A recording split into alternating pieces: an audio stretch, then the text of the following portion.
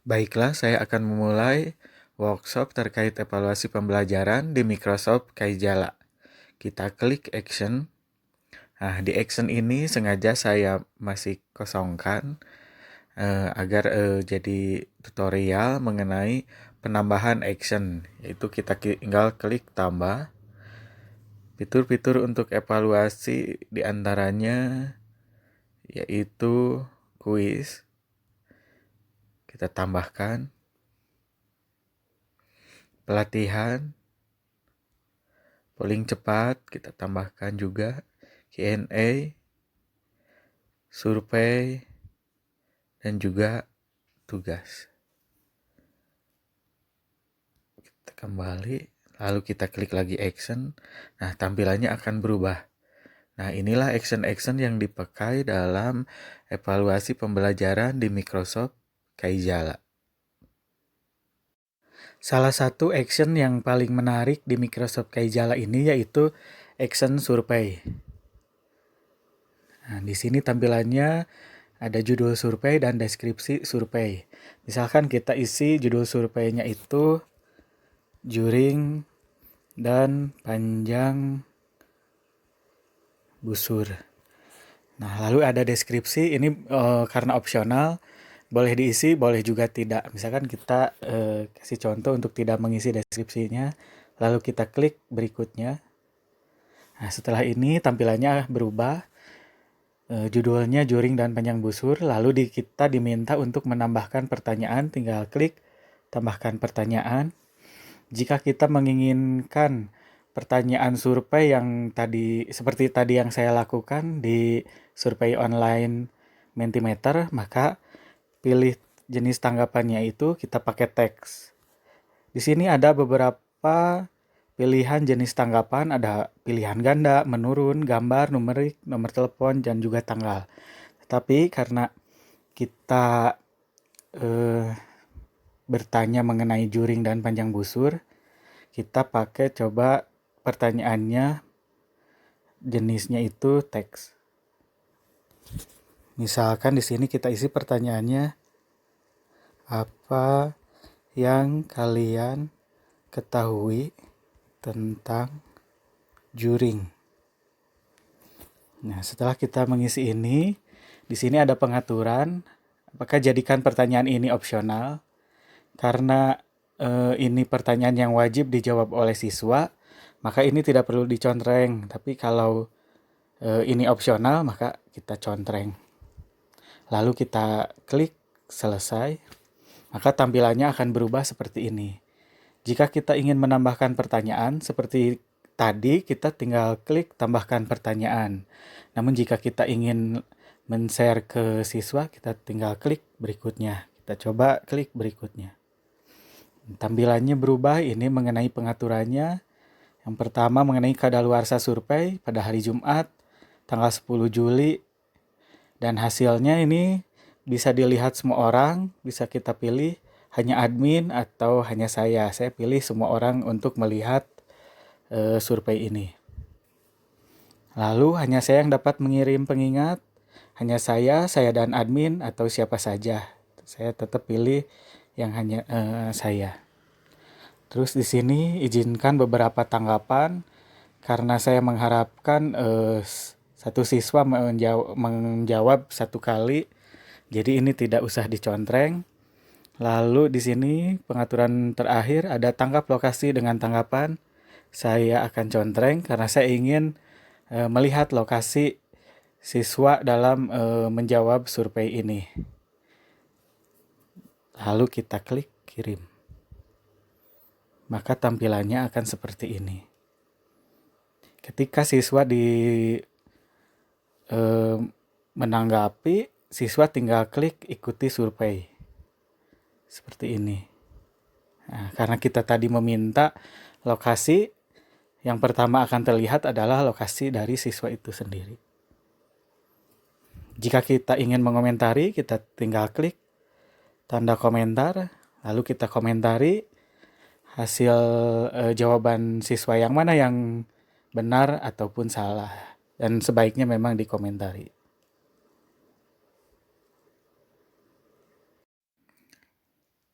Fitur lain yang fungsinya hampir sama dengan survei yang barusan saya ungkapkan, yaitu fitur polling cepat atau action polling cepat atau survei cepat. Nah, perbedaannya di sini jika pada survei tadi jawaban siswa itu akan bervariasi, tetapi di sini jawaban siswa terdiri dari beberapa opsi. Ya, idealnya di survei cepat ini opsinya itu ada dua, yaitu opsi jawaban yang salah, satu lagi opsi jawaban yang benar. Misalkan pertanyaannya kita samakan dengan yang tadi, apa yang kalian ketahui tentang juring? Misalkan di opsi pertama kita masukkan lengkungan pada lingkaran yang menghadap suatu sudut pusat. Nah, opsi kedua, suatu daerah pada lingkaran yang dibatasi oleh dua jari dan busur lingkaran. Nah, setelah kita isi kedua opsi ini, kita lihat bahwa pengaturannya juga hampir sama. Yang pertama mengenai waktu kadaluarsa. Waktu kadaluarsanya yaitu hari Sabtu tanggal 1 Agustus. Lalu tanggapan hanya dapat dilihat oleh saya. Sebaiknya ini memang di checklist karena jika kita tidak menceklis ini, nanti siswa yang lain dapat melihat jawaban temannya dan otomatis nanti adanya aktivitas mencontek. Nah, pengaturan berikutnya yaitu orang dari luar KAI Jala dapat berpartisipasi. Mungkin tidak karena kita membatasi pembelajaran kita dengan menggunakan Microsoft KAI Jala. Lalu kita enter. Nah, tampilannya akan seperti ini. Nanti ketika siswa akan menjawab, siswa mengklik ketuk untuk menjawab. Nah, siswa nanti diberi dua pilihan antara yang pilihan opsi pertama atau opsi kedua. Lalu setelah siswa menjawab dan kita tahu ada berapa siswa yang menjawab opsi pertama dan ada berapa siswa yang menjawab opsi kedua, kita bisa komentar seperti biasa. Lalu kita menyimpulkan bahwa jawaban yang benar berada di opsi yang mana, dan itu merupakan kesimpulan dari jawaban yang sebenarnya. Fitur lain yang ada di Microsoft KAI Jala terkait evaluasi pembelajaran yaitu action tugas.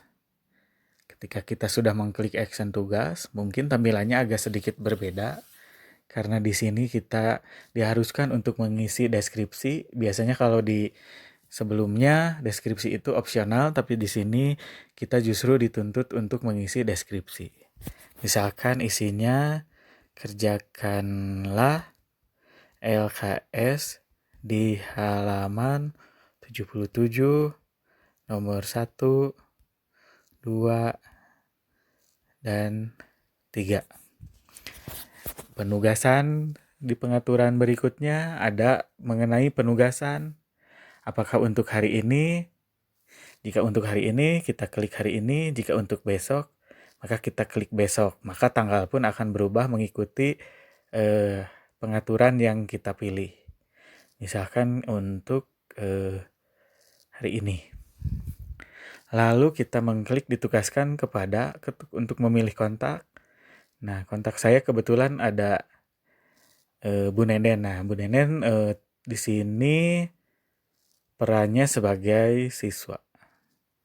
Kita pilih. Nanti jika misalkan siswanya banyak, atau kita bisa pilih semua karena kebanyakan siswa kita bisa diklik pilih semua. Atau karena di sini saya cuman ada Bu Nenden, jadi saya mengklik Bu Nenden. Pilihannya adalah pilih semua atau kita memilih satu-satu. Lalu klik selesai. Nah, pengaturan berikutnya yaitu mengenai tampilkan hasil hanya kepada saya. Karena ini berupa tugas seperti tadi, baiknya ini dicontreng agar tidak ada aktivitas mencontek siswa kepada temannya. Lalu kita mengklik kirimkan tugas. Nah, maka tampilan akan seperti ini di grup Microsoft Kaijala. Jadi kalau misalkan kita buat sebuah grup kelas, nanti tampilannya akan seperti ini. Nah, nanti jika kita mengirimkan kepada semua siswa, keterangan menunggu tanggapan yang ini Bu Nenden ini akan berubah menjadi menunggu tanggapan dari semua siswa kita. Nah, jika kita ingin menanggapi hasil tugas ini, kita seperti biasa bisa mengklik komentar, lalu kita bisa mengomentari tugas-tugas yang dilakukan oleh siswa kita. Jika tugasnya sudah sesuai, kita komentari. Jika ada yang belum sesuai juga dikomentari agar siswa belajar kembali. Action lain yang fiturnya hampir mirip dengan 3 action tadi, yaitu action survei, polling cepat, dan juga tugas. Ada satu action lagi yang mirip yaitu action Q&A. Nah, di action Q&A ini tampilannya juga berbeda lagi, tetapi pada dasarnya fungsinya juga hampir mirip. Nah, di sini kita harus mengisi apa pertanyaan yang kita mau ajukan kepada siswa. Misalkan kita tulis apa yang kalian ketahui tentang juring. Lalu kita post question. Nah, tampilannya akan seperti ini. Jika siswa ingin menjawab, siswa tinggal mengklik answer. Nah, nanti di sini ketika siswa mulai banyak yang menjawab, kita bisa refresh sampai akhirnya nanti semua siswa terekap sudah menjawab. Lalu jika kita ingin mengomentari, seperti biasa kita mengklik komentari semua jawaban siswa, karena di Q&A ini jawaban dari siswa tentunya akan bervariasi. Ini hampir mirip dengan survei tadi. Cuman mungkin tampilannya yang sedikit berbeda. Action lain yang terkait dengan evaluasi pembelajaran di Microsoft Kaijala yaitu action quiz. Kita klik action quiz, lalu muncul tampilannya di mana di sini ada judul, deskripsi, dan gambar sampul. Nah, karena judul ini wajib diisi, maka kita isi misalkan dengan juring dan panjang busur. Nah, deskripsi di sini opsional. Tadi sempat saya beri contoh mengenai isi deskripsi. Mungkin ini sekarang tidak pakai deskripsi. Lalu ada gambar sampul. Ini juga sebetulnya opsional, namun saya ingin memberi contoh jika action itu kita beri gambar sampul. Nah, gambar sampul yang kita pakai harus bersesuaian dengan judul. Idealnya seperti itu. Agar tampilannya juga menarik dan tapi tetap sesuai. Misalkan karena ini mengenai judulnya panjang busur dan juring, maka saya membubuhkan gambar juring dan ada keterangan tentang panjang busur. Lalu klik selesai. Lalu diklik berikutnya. Nah, tampilannya berubah. Di sini kita wajib menambahkan pertanyaan kuis itu. Maka kita klik tambahkan pertanyaan. Nah, di sini tampilannya hampir mirip dengan polling cepat, di mana ada pertanyaan dan ada pilihan opsi.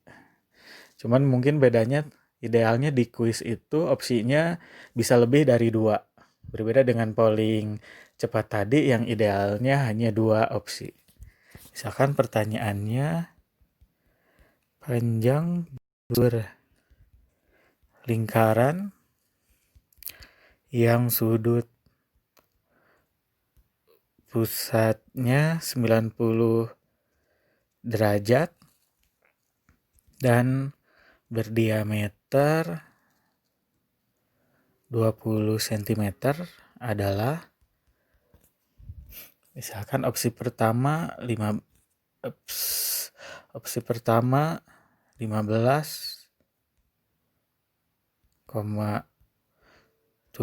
cm, opsi kedua 31,4 cm, tambah lagi opsi ketiga 62,8 cm, tambah opsi lagi, opsi terakhir, opsi keempat yaitu 78,5 cm.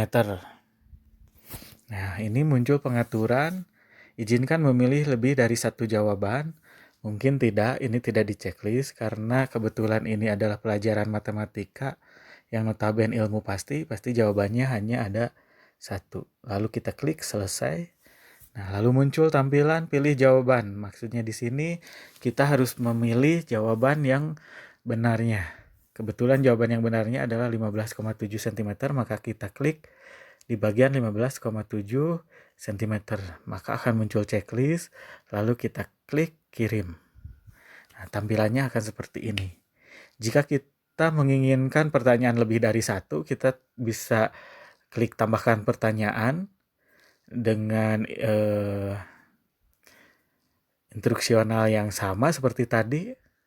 Namun karena ini contoh, saya akan memberi contoh satu pertanyaan, lalu kita klik berikutnya.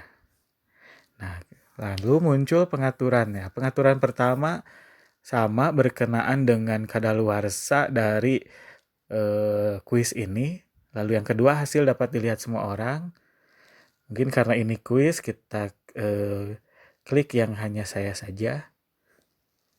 Lalu terakhir, tampilkan jawaban yang benar di setiap pertanyaan. Mungkin tidak, karena ini bentuknya kuis, kita pengen melihat sejauh mana kemampuan siswa. Lalu kita klik kirim. Maka tampilan di grup kelasnya akan seperti ini. Ada gambar sampul, ada judul, lalu ada keterangan menunggu tanggapan. Nah, jika siswa nanti ingin menanggapi, siswa tinggal klik mulai kuis. Nah, nanti pertanyaannya akan muncul, lalu siswa bisa memilih jawaban yang dianggap benar olehnya. Lalu bisa klik berikutnya jika nanti siswa menjawab. Nah, jika kita ingin mengomentari hasil jawaban siswa, kita bisa klik komentar, lalu mengomentari hasil jawaban itu, apakah itu jawabannya benar atau salah. Action terakhir terkait evaluasi pembelajaran dengan menggunakan Microsoft Kaijala, yaitu action pelatihan.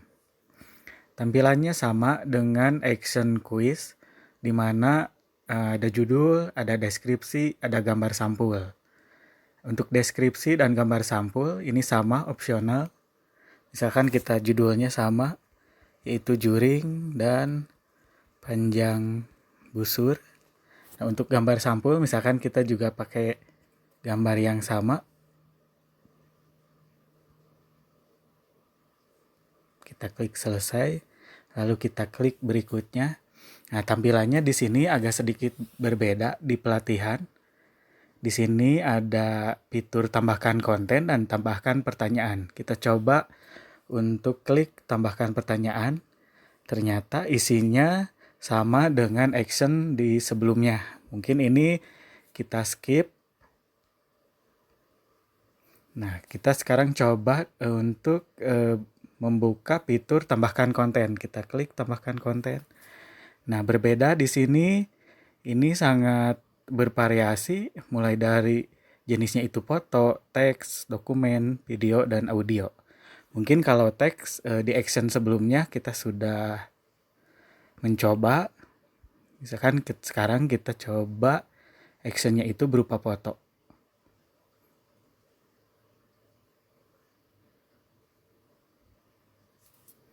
Nah, misalkan saya sudah memfoto LKS siswa. LKS untuk siswa.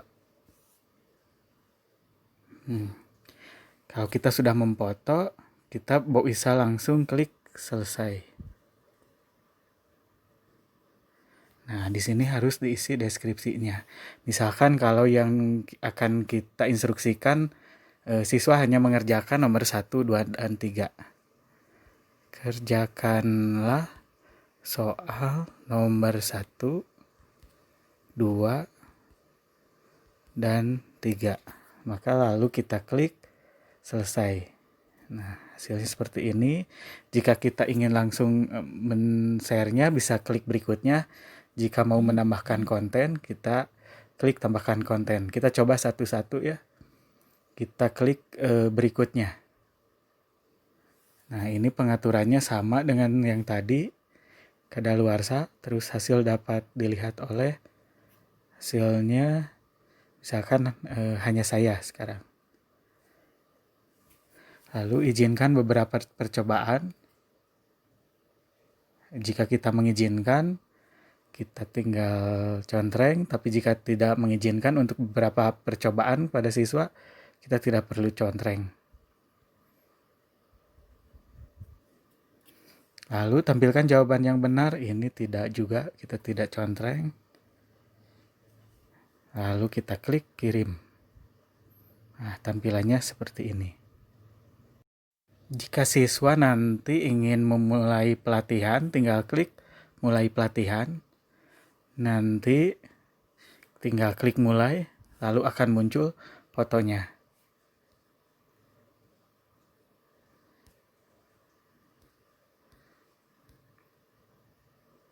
Nah, jika ingin mengomentari seperti biasa, kita tinggal klik komentar. Jika kita ingin menambahkan konten dengan fitur yang lain, kita klik tambah konten. Jika tadi kita sudah mencoba dengan foto, kalau teks sudah dipelajari di action sebelumnya, sekarang kita coba dengan dokumen.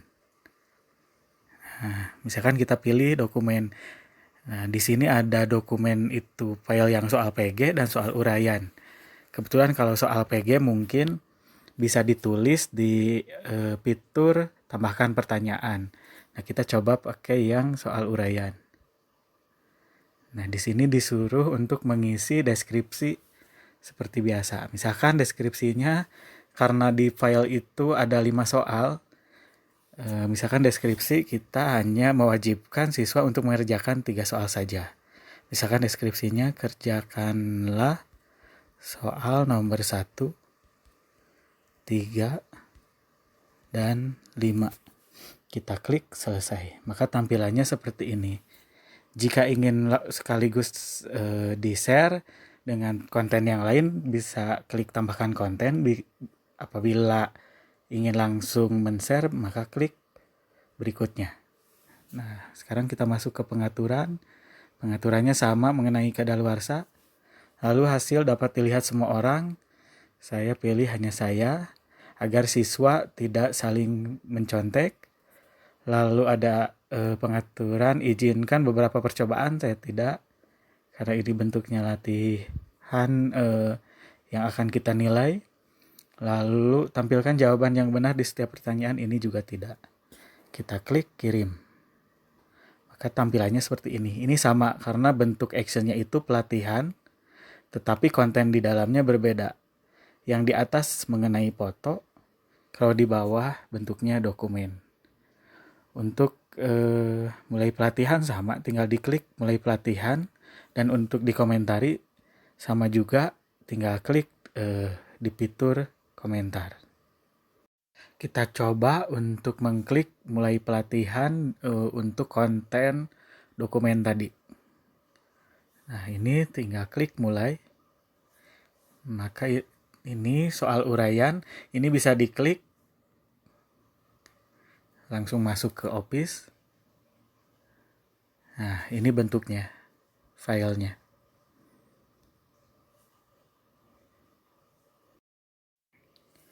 Jika jenis foto dan dokumen tadi sudah dicoba dalam penambahan konten di pelatihan ini, di action pelatihan, sekarang kita coba jenisnya video. Kita klik video. Saya sudah menyiapkan 2 video. Yang satu contoh instruksional, jadi kita hanya berisi videonya tentang instruksi pengerjaan tugas kepada siswa. Kan ini videonya.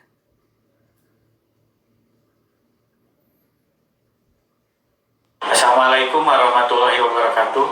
Sesuai dengan tujuan pembelajaran dalam materi ini, siswa diharapkan dapat menentukan panjang busur dan luas juring, serta dapat menggunakan sudut pusat, panjang busur, luas juring dalam pemecahan masalah.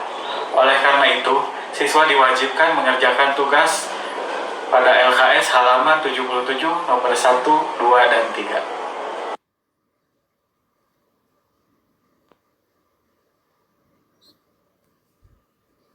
Atau kita mencoba video yang contohnya pemberian tugas secara lisan.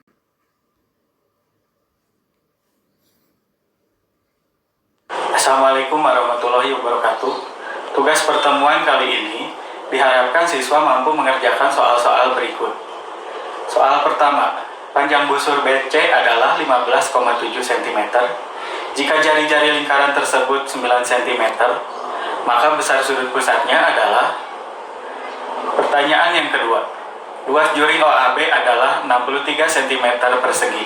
Jika panjang jari-jari OA adalah 7 cm, maka panjang busur AB adalah.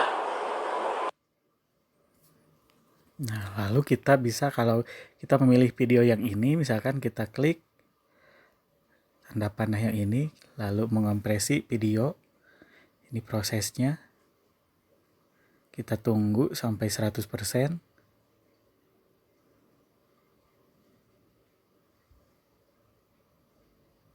Nah, setelah 100%, maka begitu, ini deskripsinya. Simaklah video ini. Misalkan kita klik selesai, maka tampilannya seperti ini. Jika seperti halnya tadi, jika ingin menambahkan konten, kita tinggal klik tambahkan konten.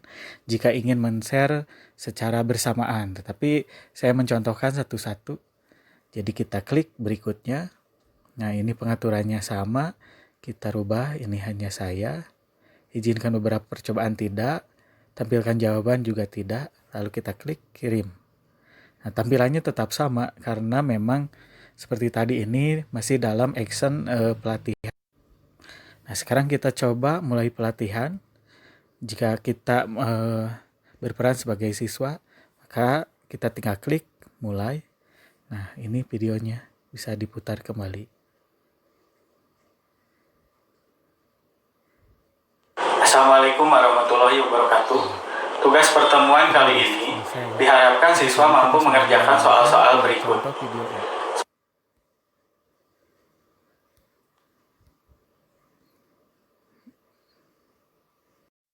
Konten terakhir dari penambahan konten di action pelatihan yaitu jenisnya audio.